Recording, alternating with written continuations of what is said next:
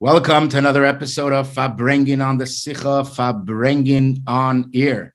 This Sicha is a tapestry of Talmudic concepts woven together in the most beautiful way. We have the honor and privilege to have Rabbi Yossi Lipskier from Sherman Oaks here with us for Fabrengen on the Sicha.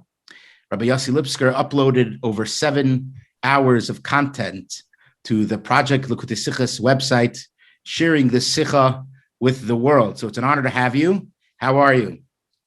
An honor to be here. Baruch Hashem, I'm doing wonderful on this great night that we're recording. Amazing. So l'chaim, and let's jump into this intricate, beautiful Sicha. So as we spoke, the Sicha has 2 parts to it: the beginning and the end, or the first part and the second part. And we're primarily going to focus on the second part of the machlekes of Rebbi V'rabbanan. So first, if you could share with us a little bit of how you went about the preparation for this Sicha and what your experience was uploading the Sicha, learning the Sicha. Sure. Every Sicha of the Rebbe that's Muga, edited in Likutei Sichas, obviously began with an unedited version, the Rebbe presenting it by a Fabrengen. And I've always seen it the best way to really appreciate an edited Sicha of the Rebbe is to first hear it Kinesinasa Misinai, as the Rebbe gave it over. So this is not the first time I'm presenting on PLS. Anytime in the past that they've asked me to give over a Sicha for the project, I always try to approach it completely unbiased. In other words, not even to learn the edited Sicha first. I always go to the unedited version. If it's a weekday Sicha, I always listen to the Fabrengen, like I did in this case, where it's a very deep hadron, just to hear the Rebbe say over the Inyan. And that way, I know I'm going into it the same way the people that helped edit the Likut went into it. This is how they heard it from the Rebbe, and this is how they processed the Sugya. And then from that, they were able to produce, with the Rebbe's Hagoyis, the Sicha the way it appears in front of us today.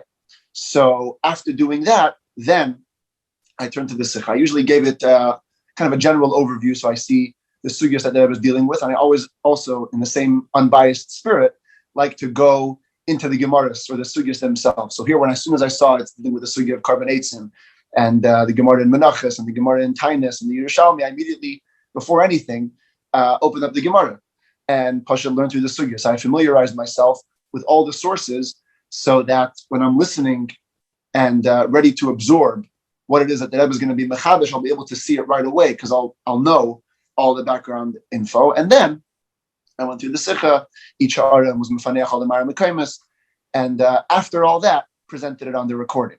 So Beautiful. That way the person that learns can get that experience with me.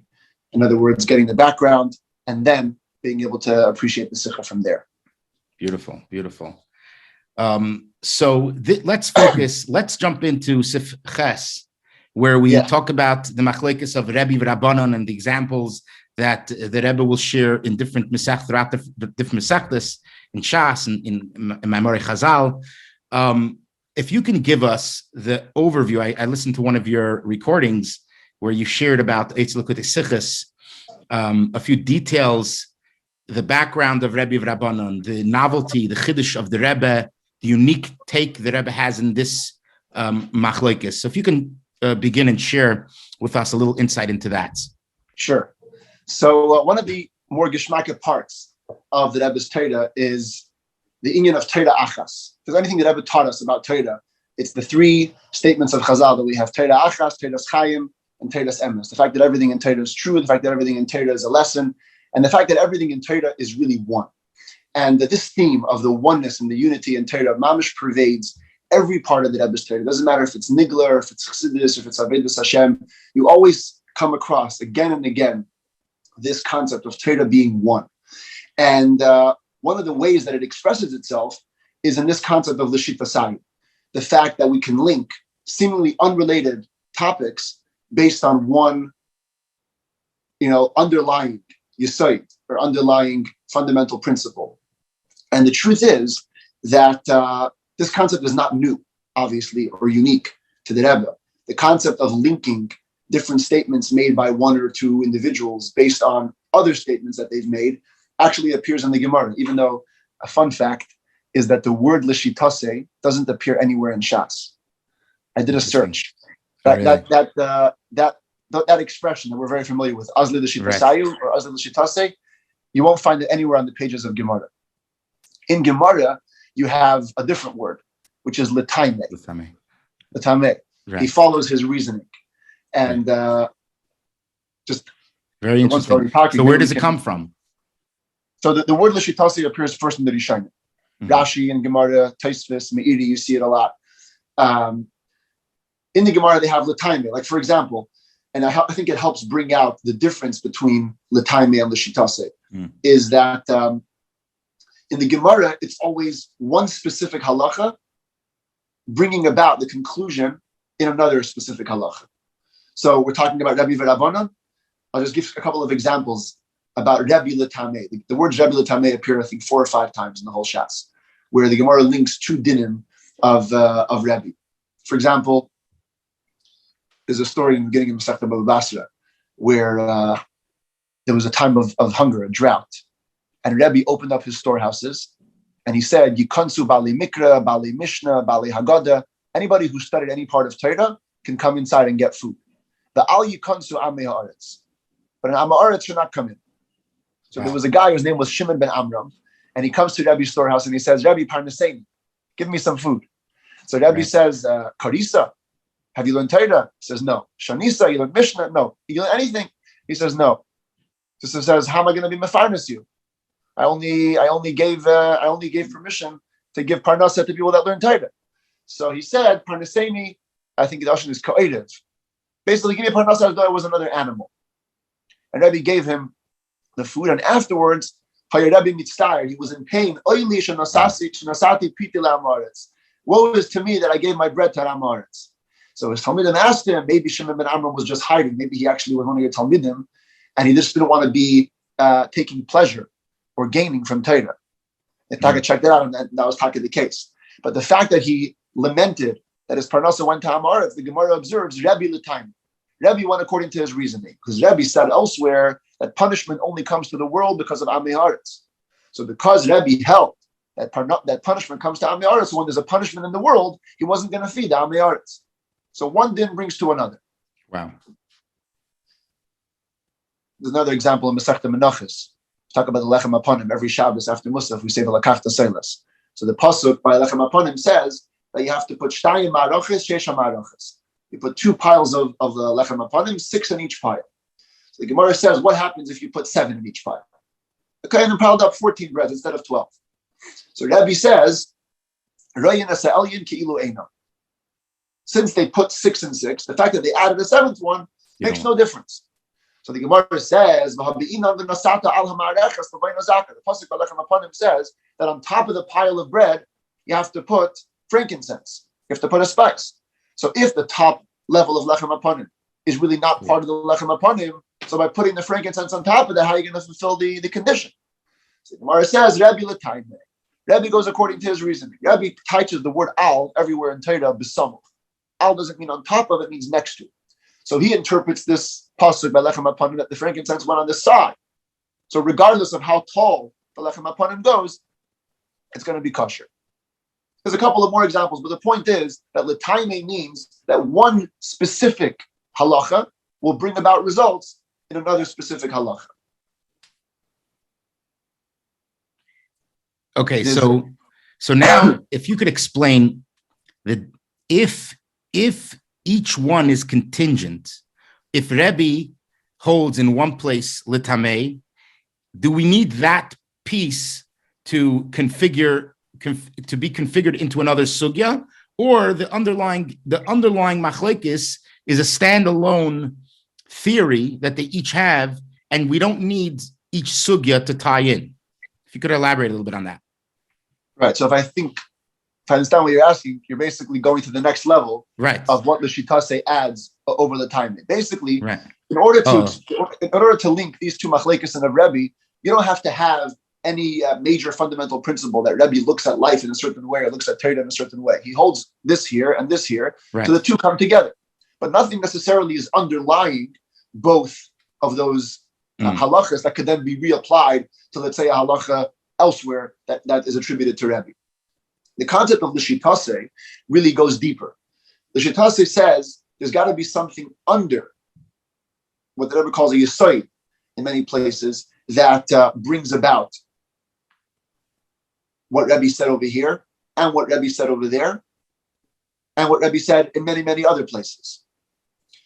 And I think this is the type of l'shitase that the Rebbe always talks about. And it's connected to another very famous part of the Rebbe's Torah where he was always me'achid, many, many pirushim. So let's say one word in Torah has many explanations. There's a famous sikha in Parshas Toldus in Chelek Gimel that the Rebbe is always mitzayin to everywhere in the Kutas Sikhas where it talks about how we were to bring together multiple layers of Torah. It always goes back to that sikha where the Rebbe deals at length with the concept that everything in Torah as one has to always be connected. There's actually a fascinating letter from Tafshin Lamed Vav, printed at the back of Chelek Tazayim in Kutas Sikhas, where the Rebbe says to a guy, a rabbi by the name of Naftali Levin, who was asking the Rebbe's opinion about the correct way to teach Torah Shabbal Peh. Says, I found in recent times that people are shifting from the method of pilpul, deep, Talmudic analysis, to more simple, seichel yasher, talking straight and critical analysis proper of the Gemara. And the Rebbe tells him, obviously, any way to learn Torah is fantastic, no matter how they're learning it. But it's true that this idea of seichel yasher, going straight, really is the original way that people used to learn Torah in the time of the Shas and the Rishonim. And the Rebbe writes to him, Ulai noidaloi mishitasi bazeh. Maybe you've already heard about my general method in this area, lahoisif oid nekuda, to add another point, like the Ragachover used to do. Limtzei hamishutaf should be inyan prati zeshu b'Torah im oid pratim, to find that point, that partners, that unites this inyan in Torah with other details. And Muvenesh, the Rebbe says, it's obvious the depth that's added because of that. Malachas kama the kama harachos, and certainly the breadth. When you can see Torah in that all-encompassing way, you get a whole new window into the truth of Torah. It's interesting that the Rebbe connects that type of pilpul to a straight type of pilpul. In other words, right. That's the straight way to learn. Right. Because it acknowledges the truth of Torah across the board. Right. And of course that finds expression in many, many sikhas. And I think that's what lies at the core of the Rebbe's unique approach to l'shitase, where he would bring up, multiple machlekesin of Bishami and Bisila, of Yeshi and Rabbi Yenasa, or this week, Rebbi and V'rabbanan. And he would say that what connects these sugyas is not so much that one halacha brings to the other, which brings to the other. There's another floor, there's a basement, there's a foundation to this building that Rebbe looks at Torah in one way, Rabbanan look at Torah in another way, and from that point, we can then have a deeper understanding into all of machlekes. Just mentioned something about one sugya linking to the other. I actually mentioned it in the shir as well, but I did a little more research into it afterwards. There's a famous drush from the Rebbi Yehuda called the Drush of Yal Kagam. There's a sefer that he has, of course, Rabbi Cheskel Landau wrote the Shabbos Teshuvas Rebbi Yehuda, but another sefer of his is called the Deidish Lipskier, where his son collected 13 drushes that his father said in his lifetime. When did these big rabbanim say drushes? So we talk about it a lot, the Shabbos Shuvah drasha and the Shabbos Hagadol drasha.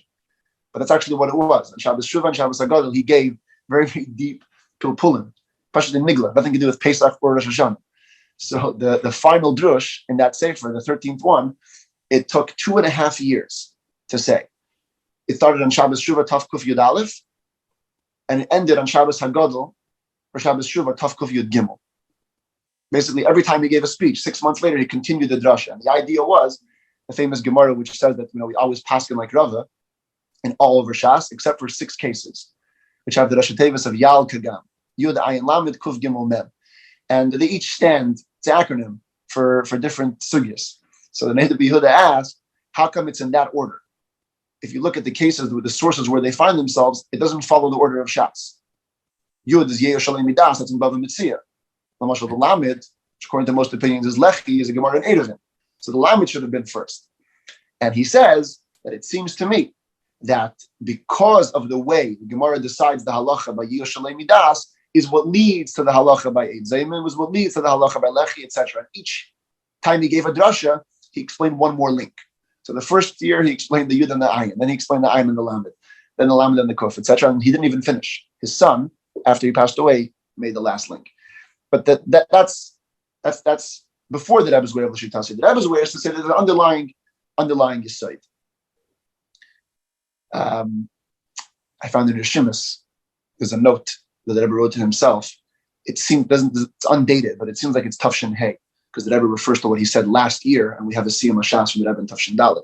So in Tafshin Hey, 1945, the Rebbe writes a beer in the Machlekes of Bishamai and Bisilo, and connects it to the famous L'shitasi of Bishamai and Bisilo, which is B'koyach or B'poil. Bishamai looks at the potential, and Bisilo looks at the actual. And there's a paragraph there, some Chiveres Kuf Nun Aleph, for those that want to know exactly where it is, where the Rebbe says, when you talk about the Machlekes and the Bishamai and Bisilo, you have two options how to go about it. Oy lechapis tam chodosh b'chol plukta chadash, or you can find a new reason in every Machlekes. Oy lechapis shita misuyamo, or you can look for a general theme, a general method, shal pizeh yuvnu eza dinim v'asachas, which allows you to understand multiple dinim at once. Ukemuvan, the Rebbe says, it's obvious that derech hasheni yoser sichli v'karev alamis. The second way is more logical and closer to the truth, because it matches in many, many areas. Where if he just said, this is the one machlekes of Bishamai and Bisilo, who knows how it pans out? If one svara can pan out in multiple places, now you know it's truer. So obviously that ascribes, deeper truth to the Rebbe's approach on the Shitase. But that's the general gist of things. Do we want to talk about the concept of tzrichas also before we go into it? Yeah, let's jump into that. Okay. So there's another layer, besides for the Rebbe's unique contribution in this world of L'shitase. There's an even more unique level, which we don't find anywhere, really. The concept of L'shitase we find in many, many Sfarim. But the way that Rebbe took it a step further to what's called the tzrichasa is completely unique to the Rebbe. And basically what it says is just like in Gemara. If the Gemara says a machlekes between two Tanoim or two Amoraim, and they argue about two very seemingly similar things, the question always has to be, why did they have to argue twice? If they argued once, and there's an underlying principle, so that applies to the same machlekes as well. And in Gemara, we have what's called a tzrichasa. It is needed. But the Gemara says, if they would only argue over here, you might think that in principle B, they might both agree. If they only argued in principle B, you might think that in principle A, they both agree. By arguing both times, that shows that there's a new level of depth to their machlekes where you need to have them in both places. And the Rebbe applied this to any time he spoke a sikha l'shitase. You can't just say, if we say Reb Meir and Reb Yehuda argued about something, so first we demonstrated in 6-7 places in the Gemara, which is fantastic. You see 6-7 times that they argue about the same principle, but then you have to ask yourself, why did they argue so many times? If Reb Meir looks at Torah in one way, or Reb Yehuda looks at Torah in another way, so that's it. Once we found it out once, we'll know it everywhere. We can apply it ourselves. And the Rebbe therefore goes and says there must be a tzrichasa. There must be a reason why in each additional machlekes, something new is added. For example, in the B'koyach and B'poil, potential and actual. There are many, many layers of potential, many, many layers of actual. By Bishamai and Bisilo arguing in all the cases, we get a window into exactly when Bishamai looks at the potential and exactly when Bisilo looks at the actual. In the famous Hadron in Tafshin Mem Ches, where the Rebbe really dealt with this concept at its biggest length, we find in the Haaretz the Rebbe, for that reason, rejecting some of the machlekes that earlier Mefarshim had associated with the B'koyach and B'poil. Like Rabbi Yosef Engel and Beis Haitzer and others, he says certain machlekes, and the Rebbe says, no, those don't go into the category of B'koyach and B'poil. In other words, it's not like once you can say Bishamai and Bisilo argue about this, that it goes into every single machlekes. Right. It's very limited, only as far as the amount of times that are required. Actually, in the project of the Sikhs last week or 2 weeks ago, we learned the Sikha Bishamai and Bisilo in the Masechta Chagiga. Yeah. Bishamai looks at things. What is it? The Bishamai looks at the pratim, right? Yeah. The entire. Bisilo looks at the klal. Yeah. Yeah. So Rabbi Emmanuel Shachat, after the Rebbe said that Sikha, wrote into the Rebbe a question that this is the opposite of the koyach and poil. By koyach and poil, we say Bishamai goes to the potential and Bisilo goes to the actual. And here we're saying that Bishamai looks at the pratim and Bisilo takes the general view of the klalim. Right. So the Rebbe wrote to him that koyach upoyo and pnimi v'chitzim einam zehim klal uklal. The two concepts of potential and actual and inner versus outer are totally incomparable. Didn't explain. So that's the nakuda of the explanation. But in other words, it's not like there's a one size fits all, be all end all beer of machlekes b'shama and b'sila. But there are these general themes which then can explain multiple layers of the machlekes. But the tzricha says a very, very fundamental point, which says that each one has to be required. And I even saw, I think we learned it last year in the project, Chelek the machlekes of Rabbi Yossi and Rabbi Yonasan, l'shitase in Ba'alescha. There's a ha'ara there. I have it written down exactly. It's ha'ara 72 in the Sikha, where the Rebbe says, Taka, that the fact that we find that Rabbi Yossi and Rabbi Yonasan didn't argue about a certain topic is because we can learn it from the other ones. Right. In other words, the Rebbe took this very seriously. If there has to be a tzricha, so there has to be a tzricha. And if it's not needed, then Torah doesn't tell us that, and we can learn it on our own, that the Rabbi Yossi and Rabbi Yonasan argued about these things. So with Rebbi V'rabbanan, it's the exact same thing. That first, the Rebbe says in this sikha that all the 7 machlekes that come up are built on one foundation, not just that one brings to the other. And then you get to the tzricha, even though the Rebbe doesn't say it clearly in the sikha, and I also mentioned this in the shir, but on the farbrengen, you could hear the Rebbe mention the point, where the Rebbe says that, as we've spoken many times, whenever we say l'shitase, there has to be a tzricha. And in the same vein, by Rebbi V'rabbanan, that principle applies. And here, the Rebbe worded it a bit differently. The Rebbe said, it's true that in every machlekes of Rebbi V'rabbanan, there are different reasons for their arguments. But there's also the tzad hashav, there's also the common denominator.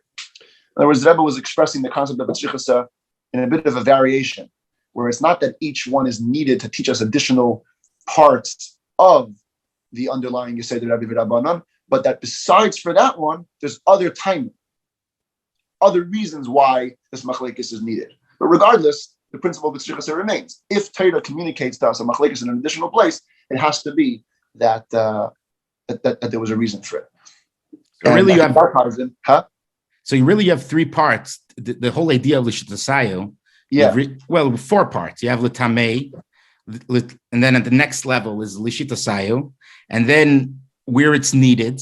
In other words, it doesn't apply in all cases. You have a tzricha, and then you have, and then even on that last component, is the last thing you just shared. Right. Where there could be another reason for the machlekes. Right. And that could be the tzricha. Right. Yeah, it's the truth. And I think I mentioned before that Rebbe says, 3 parts of Torah, Torah's Chaim, Torah's Emes, Torah Achas. Right. I think the reason that the Rebbe went to the tzricha is because of the Torah's Emes Shabbat. In other words, there's Torah Achas, Torah's one. That's true. But if Torah is really true, then every part of Torah has to be b'tachlis hadiyuk. And the reason that Torah says it in multiple places is because of multiple things. By the way, I don't know if it's exactly connected to the Lishitase, but we find in the Rebbe's Torah that personalities also dictated the way people said halachas. Right. So here in this sikha, we have Rebbi V'rabbanan, how we look at Lashonos in Chazal or in Torah. Do we take a kipshuta? We didn't even speak about it yet, but we'll get into it in a moment. Or not. Sometimes we find, like, especially in Rashi's sikhas is when we find this, where Rashi brings the name of the person that said it, and the Rebbe introduced this very unique principle. Rashi only said the name of the Bala Maimer, where it's mechadish something, right, to the Talmud Memulach, to the student. And many times it comes from their lifestyle, their personality. The Rebbe says, Rabbi Simlai, you find in the Gemara, he was one way, he was from the Miyuchasim, so therefore he brought out the Maila of the simple people, whatever it is, or Rabbi Kiva, Rabbi Shmuel. One was a Kayan and one was a Ben Gaden. In other words, it wasn't just the way that they looked at Torah necessarily, or they looked at a specific issue, but it was who they were. The Shitase Hestas sein eigene Shita, like who he was as a person, could have expressions in the way it was in Torah. It's fascinating, this whole concept, but what it boils down to is the Rebbe's deep belief in the truth and the unity of Torah that brought it out, which is another reason why I love listening to the sikhs, because when you listen to the Rebbe give over such an Indian, you can hear the geshmak that he's putting into it, and it gives you a geshmak in learning these inyanim. There's also, I think 2 years ago or last year, there's a sikha where the Rebbe spoke about the Yerushalmi, in other words, where the person comes from, where he lives, right. Yeah, also the influence. Exactly. That was the stones, right? The Chelek Yates, Eiker, I think they did. Maybe it was a different stuff. Yeah. So the area, I guess the environment of the place the person is in plays a role in the personality of the person, which then influences all the next steps. Exactly. Yeah. I agree with that. Okay, so let's go to the examples how Rebbi V'rabbanan play out in throughout Shas and in different Memory Chazal where the Rebbe continues in Sifches. Let's start with the first example. Okay, but let's just need to give the principle first. What is the Say the principle. So that's in Sif Hey, where the Rebbe puts down the basic machlekes that lies under all the inyanim, which is, this should be the lashon of the sikha here. A lashon in their Torah, other in divrei Chazal, val derech zeh b'lashon b'nei Adam. When you have expressions used by Torah, used by Chazal, and similarly used by people, sidas vert getaych dafka kipshutei mamesh ubechol hapratim. If it has to be explained exactly in its most literal sense and its most all-encompassing, including all the details. Other das can mean not a tail, other ein prat, or it's possible to mean just a portion, or maybe even one detail. So long as it fits the lashon, that classifies as a good translation, or a good expression, or a good meaning, or a good interpretation of a specific expression. So in the Sikha, the Rebbe deals with carbon eitz. When the pasuk says and describes the carbon of wood as a carbon, so according to Rabbi, it's got to be kipshutei mamish in its most literal sense, most all-encompassing sense.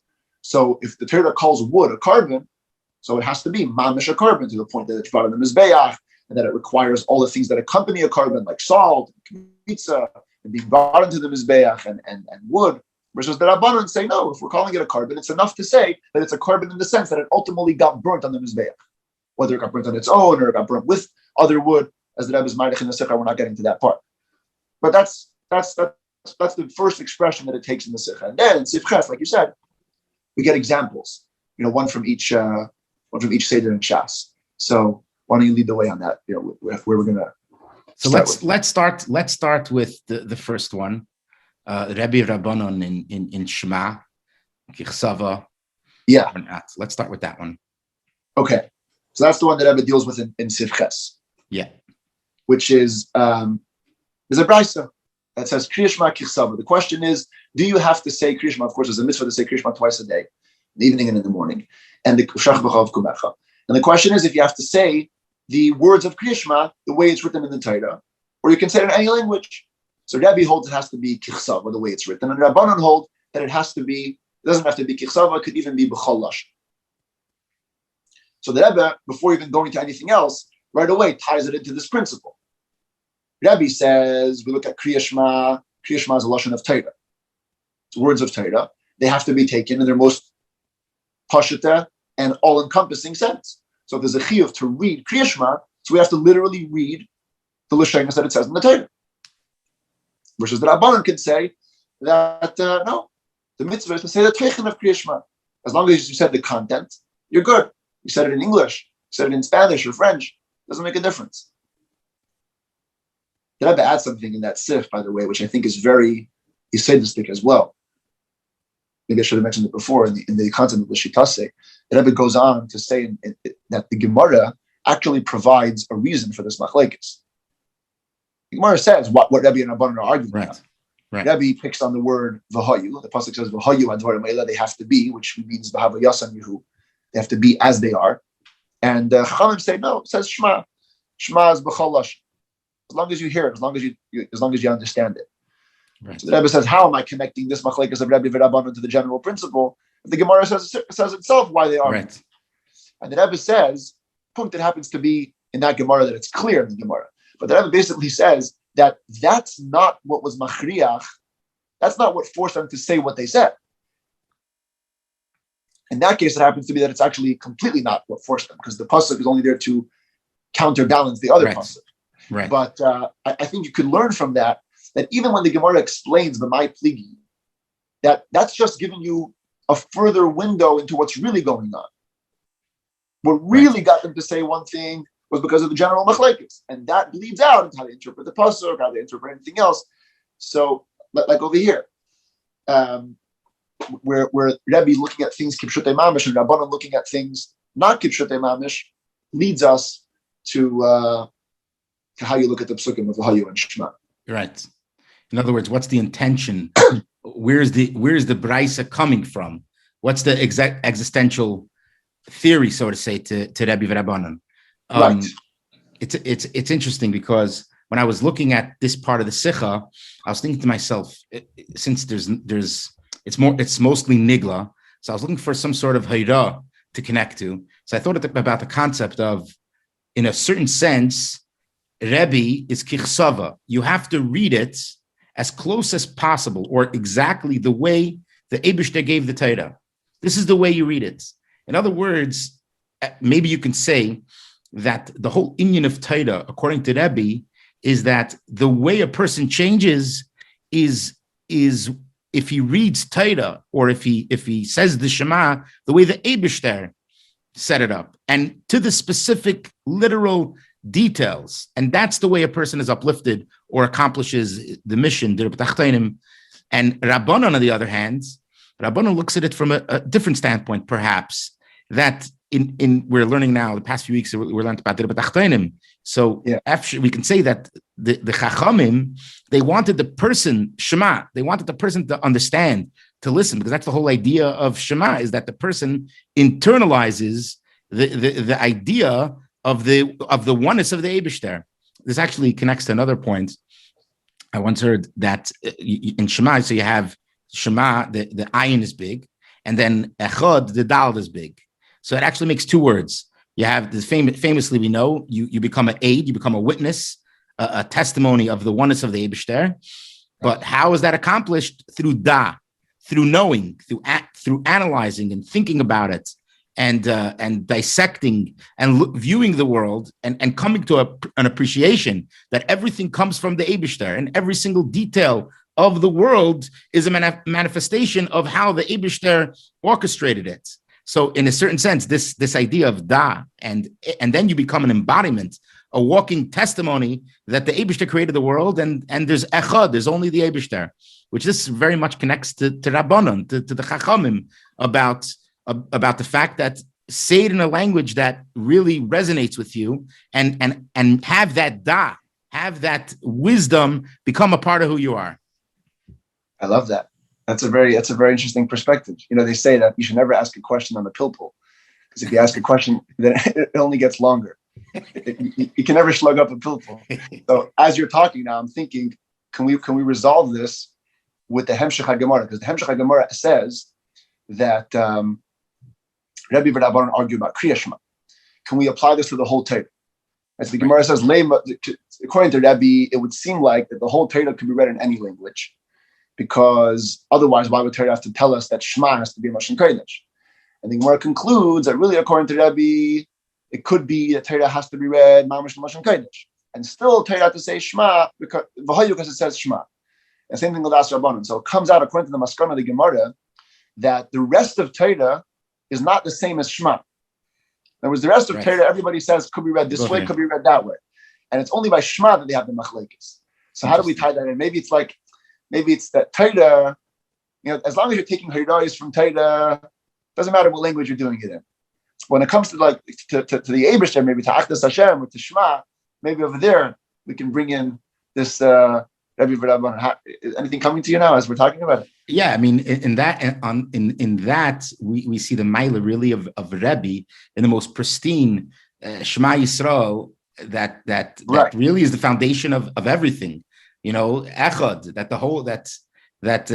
how everything came to be, you have to have Shema Yisrael. There's no way without Shema Yisrael. So, that's where I guess I see it makes sense. When you get to the ultimate truth, there it has to be Kichsam. Rebbi says. Yeah. The under the Chacham, me and you, we look at things not so much Kipshita, but the Rebbe has a cook. There's a Sikha, I think it's in the Nalef, where the Rebbe deals with Prikei Avos, Rebbi Yom. Right. And because he was a Rebbe, so therefore he said it in a certain way. So maybe we can attribute that to a difference in a Rebbe and Chassidim. Now I think we're really going off track. Rebbi V'rabbanan is Rebbe and Chassidim. But anyway, that's definitely like a Fabringen type thought. Right. On this sif, because it's very interesting. This is one of those mamish you can count on the fingers of your hand, where there's no hira. Right. In the edited sikha. In the Bilti Muga, there was a hira because the Rebbe spoke the carbon eitzim sugya with the lishitasi together. So there was a hira on carbon eitzim, which was actually Muga as a separate sikha in Chelek Chav, Interesting. which we're going to learn in 10 years from now in the project. Who knows when we'll get there? 5 years. 5 years. 5 years. Okay. Yeah. Stay hopeful. It depends if you put it on double speed or not. Then it may go faster. Okay, so let's. Here's no hira. So I guess that's the job of the Fabringen and the Sichas to Fabringen in the way that we could bring it down. Yeah. So let's go to the next example. The next example, Siftes. Siftes is from Seder Moed, Sukkah. There's a machlekes as to the size of the structure, the physical structure of the sukkah. Rebbi says that it has to be a minimum of 4 by 4 amos, 4 by 4 cubits, which is about 6 feet by 6 feet. And the Chachamim say that much smaller is okay, as long as it's machzekes Rebbi V'rabbanan, as long as it's big enough to hold literally the space that your head and most of your body takes up.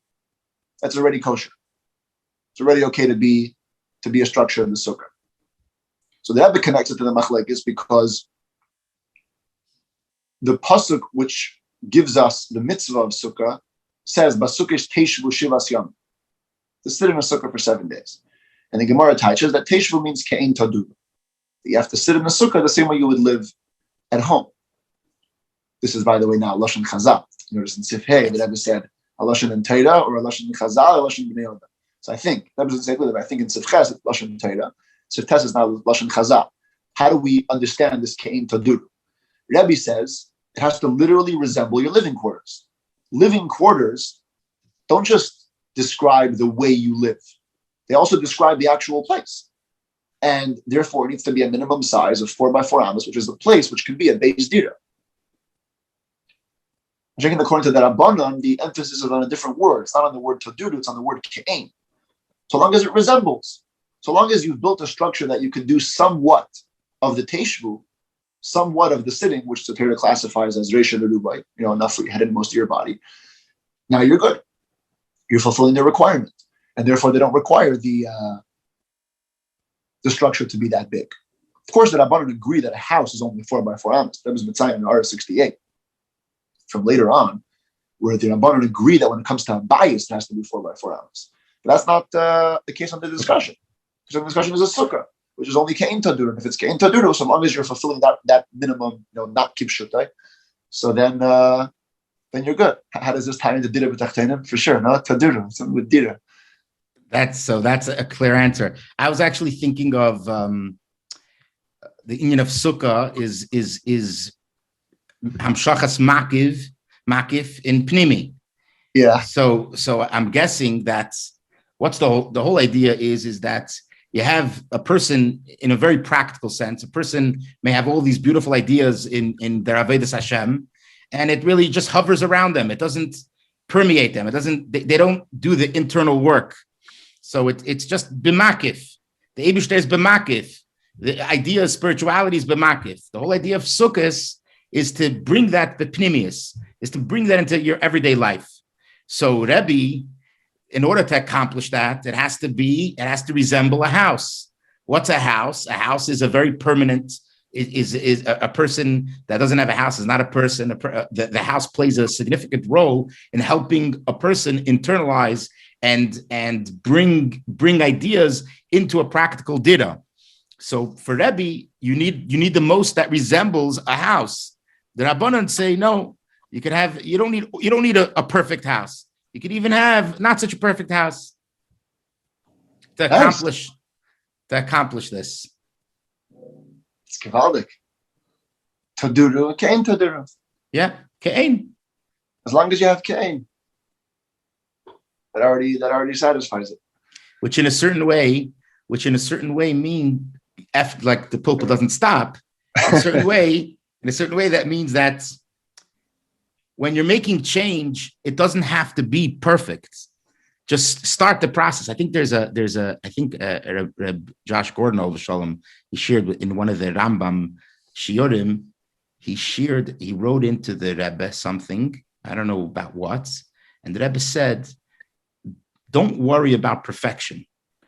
Get the job done, which was, I thought, which was very powerful.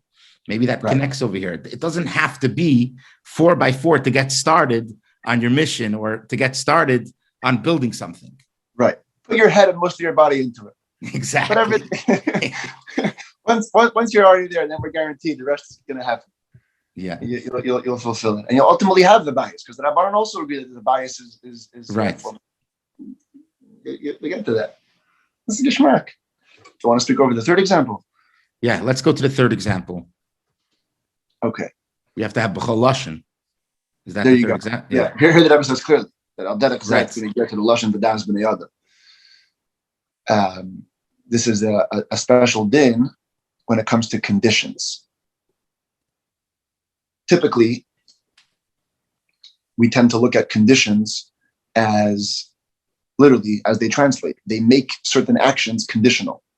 If I say I'm only going to give you $100 if you climb the ladder, so the condition limits the words. I'm not just going to give you $100 and then you go and climb the ladder. When you climb the ladder, I'll give you $100. That's how we're typically conditioned to look at conditions. But in the Torah, we reveal that many, many times, actions and conditions can be separated. The action isn't contingent on the condition, but it takes effect, and then the condition has to be fulfilled. So the question is, when a person says the words al-manas, there's different ways of saying conditions. If a person says al-manas, the Gemara gives the example of a person that tells his wife, he hands her the get, he hands her the bill of divorce, and he says, this is going to be your divorce on the condition that you give me 200 zuz. So here there's a machlekes of Rebbi V'rabbanan. How do we interpret the words al-manas? Rabbi says, ha'imr al-manas ka'imr me'achshel dami. When you say al-manas, it is actually like you're saying you're divorced right now. There's going to be a condition. Later you'll give me $200. Chachamim say no. Al-manas means that he made the get contingent on the condition. The way that Rebbe explains it is this is two different ways of looking at what the person is doing. See, Payal Mamish, in actuality, he's giving his wife a divorce. And he's saying the words Harei Zegitech. Right. There's a dibur una maisa b'payil v'ser tut itz. There's a speech and there's a physical action that he's doing right now. So the question is how we look at that. Rebbe says you have to take that dibur and that maisa at face value, in its most literal sense. He gave the get. So even if he said al-manas, his real intent was to say me'achshav, and later you did the tonight. But according to the Rabbanon, he didn't say the word me'achshav. You want to put in to his mouth the word me'achshav. So the Rabbanon say we're not ready to do that. Even though it's going to come out that now his action and his words, and he gave the get and said this is your get, are not going to be mamish kipshutam. However, it's somewhat of a maisa. We don't have to look at his maisa and dibur fully kipshutei b'chal hapratim. That's okay if we just say, you know what? He meant to give the get when you fulfill the condition. Right. This is not a lashon in Torah now. This is the Torah discussing how we look at human expressions. When a human says al-manas, do we have to take it most literally or not so literally? Another result of that machlekes. How do we translate this one? It's a tough one. As you were talking, I'm thinking there's a concept of one mitzvah at a time. In other words, I was once flying to Eretz Yisrael, and a person right near me, I asked him, "Would you like to put on tefillin?" So he said, "Sure," and I put on tefillin on him. Then I came to the back for whatever it was, conversation. There were some other Yidden over there, and they asked me, "How do you put on tefillin on that person?" I saw what he was eating, so I basically said what Lubavitchers always say: one mitzvah at a time. This is a mitzvah. This is an opportunity for a yid to connect with the Eibishter. And today he did this mitzvah. So I'm thinking in a certain way, maybe you can say, in this situation, the fact of the matter is that the husband did a maisa. He did a maisa. He's doing a maisa. So you're going to take away the maisa on the almanas on a condition. It's one step at a time. That's very nice. So the maisa is me'achshav. Yeah, me'achshav. Don't start giving me conditions that he has to do it later. He'll do it later. He'll give the tzedakah later. He'll eat the kosher later. Exactly. I'll bring him tzitzis and negelwasser and a yarmulke and brachas. We could get to there too. There's no almanas over here. Very geschmack. So what's the Rabbanan? This time we're going to take the Rabbanan. We're going to have to work out. We need a tzrichasa for that.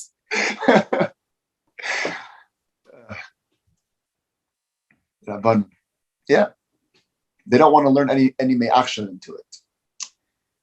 They're also, it's interesting because they also take on that the get happens and the maisa happens. We look at the maisa nisinus get and the maisa, as an action. We just put it on the condition that something else is going to happen later. Right. Maybe that's like the deeper way. So it does take effect right away. Well, it doesn't actually take effect right away because so long as you didn't do it. Right. I mean, there's a taistvis that Rebbe's, if we're already getting into the niglas, in the R71 that Rebbe's been signed to a taistvis in Gittin over there with Rebbe taistvis take it down. Taistvis deals with how the Rabbanan look at in the in between stage. Right. Is it a doubt? Is it for sure not? But we have the Rebbe's guy. Yeah, Rebbe says, so long as you're doing the Maisa, even if he mamish said it on condition. He said the words almanas. Right. Doesn't make a difference. Wow. The Maisa is a Maisa now. The Maisa stands. Very good. Okay, so maybe where are we? We're in Sif Yud Aleph. Moving on to the fourth example. You want to go? Let's do one more example, and then we'll just give a sikum or an overview to close it. Okay. This is the fourth example. This is a example from Seder Nezikin. It actually appears also in Seder Kachin, and in fact, by the Fabrengen, the Rebbe said this as the Inyan in Seder Kachin. But the Mugadik Sikha became the Inyan of Nezikin, and the Rebbe explains in the Ha'ara in 73 that it's because only in Nezikin do we find the Hasbara, in the words of Rebbe and Rabbanan. The question is, when you're Mezid bin Me'ilah, if you had pleasure or you benefited from something which was consecrated to the Beis HaMikdash on purpose, the question is, what's your punishment? Is it just lav, or you also get the death punishment? So Rebbe says you get even death. Chum say it only ba'azhar. The Gemara explains because there's a Gzeira Shavah. All the dinim that we know about Me'ilah are learned from Truma. The pasuk says Chet by Me'ilah, and the pasuk says Chet by Truma. So we learn from Truma that there's an Aveda to be Mezid bin Me'ilah. So Rebbe says, if the whole thing is learned from Truma, so we have to take it all kipshutai, ubachal apratim, all the details, including the death penalty. Which is the Rabbanan say, no, it's enough we made the Gzeira Shavah, it's enough we apply the lav, you don't have to go applying the death penalty. Which, by the way, here you see you see what I was saying before. The Gemara gives the hasbara b'divrei Rebbi V'rabbanan. Right. But Rebbe says, but the Rebbe says there's something deeper. There's the general way of how you look at L'shenas and Chazal that tell you why Rebbe says this way and why the Rabbanan say that way. Rebbe says when you're learning something from something else, you got to learn it all the way. And the Rabbanan say it's enough. When you're learning from one thing, just take one thing. You don't have to take everything. So let's analyze the klalu prat, that component. Is that over here? Klalu prat is the next one. Oh, sorry. Go on. You want to go to that one? You have a word on that one? No. Let's just because you mentioned that, but we'll continue. Let's finish this one up and see. Okay, sure. So what's the Aveda Shabbos then? Let's go to the next one. Okay. There's an interesting flip side to this one in the Ha'ara 75, because it seems like elsewhere in Shas that Rebbi V'rabbanan learns Gzeira Shabbos punkt farket. But the Rabbanan are the ones that say dun mino mina. When you learn from something, you have to learn all the way from something. Right. Rebbe says dun mina v'uki ba'asra. That you learn from something and then you can reapply it to the target context. And the Rebbe explains, one of the differences that Rebbe explains is that it depends if there's already an asra. If there's already dinim that you know in the target context, then you don't have to apply everything from the source. But if you don't know anything, then you have to fully take from the source. That's Shitas Rebbe. So I'm thinking now in Aveda, it has a very stark reflection. If you have something going on already and you're coming to learn from somebody else, so then, Taka, you might not have to take everything. You take what you can and you apply it to the context that you have.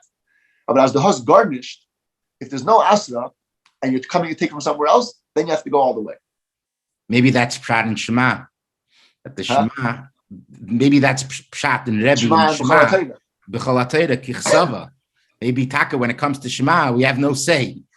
Right. Only the Eibishter. It comes to Yanim in your life, you have an asra. So you take from Torah what you can. You touch it into your language, not into your language. Shema Yisrael, Hashem Elokeinu, Hashem Echad. There's no other options. It has to be kichsava. Good. Right. Time not with Rebbi V'rabbanan, but with Rebbi and another Bar Plukta, Rabbi Yehuda. And the Rebbe says that it's very possible that whenever Rebbe argues with another Tana, they take the place of the Rabbanan and adopt their general shita. So here the machlekes is when it comes to klishares, sha'asa and shalates, service vessels in the Beis HaMikdash that were made of wood. Typically it has to be metals. And here he made it out of wood. So Rebbe says it's pasul, Rabbi Yehuda says it's kosher. The question is, how do Rebbe and Rabbi Yehuda look at terminologies in the Torah? When it comes to the menorah, the pasuk has an inclusive followed by an exclusive followed by an inclusive term. It says v'asisa menorahs, any material. Then it says zohav tahar, has to be gold. And then it says te'asa ha-menorah, the menorah can be made again with no limits on the material. So the question is, what's the function of the exclusive term and what's the function of the final inclusive term? Rebbe goes with what's called klali uprati, because everything in Torah is generalities and then details. When the Torah first says you have to make the menorah out of anything, it means literally anything. Then when Torah says gold, that prat is mefaret, the klal. In other words, it gives the only detail of the klal. It has to be gold. When Torah follows that with an inclusive term, what the inclusive term tells us is that yes, we have to add some other materials, but they have to be guided by the prat. So in this case, it would be just like it's gold is a metal, it can be made out of any metal, but nothing else, only metals. Rabbi Yehuda says, no, we don't follow klal prat. We follow what's called ribui u'miut. Ribui means the first terminology is totally inclusive. Again, everything is included. But then when Torah says it has to be gold, it doesn't mean to limit everything to gold. It just means that one thing is taken away. It's mimai, that lessens the generality. So when that prat or miut is followed by another ribui, we learn to actually be marbe everything. Everything is included except for one thing limited by the word zav, which is, as the Gemara explains, cheres, is pottery. Because pottery, even Rabbi Yehuda says, because it was low quality, you wouldn't even bring it to a governor, so you certainly don't bring it to the Eibishter. Right. So here again we see, right, the Gemara explains what the machlekes is. But what's the underlying svara behind that? Why would you look at Torah in a method of klal prat or in a method of ribui u'miut? So the Rebbe's word comes into play once again. Rebbe is the one who says everything has to be in its most literal, most kipshutei, most b'chol pratim. So therefore, when you're learning one thing from another, it makes most sense to say that it's ke'ein prat, just like the prat. Daimim leprat, as the Rebbe quotes from Rashi and Sukkah. However, the Rabbanon, they go with, or Rabbi Yehuda in this case, ribui u'miute, which means even if it's not daimim to the prat, we're going to be marba everything, so long as it's within the realm. And we're only going to be mamayit cheres. So that's the second to last example. Right. You have a word on that, or we're closing out? The whole klal of prat, the sugi of klal of prat is I think the Rebbe spoke about another sichas, but just stam. Sometimes you look at something from the generality of the mission, like there. Let's say you have the purpose of the creation of the world. So you have the klal, and then there's a lot of pratim to that klal. You have people, every person accomplishes that klal in their pratistic, their specific lifestyle.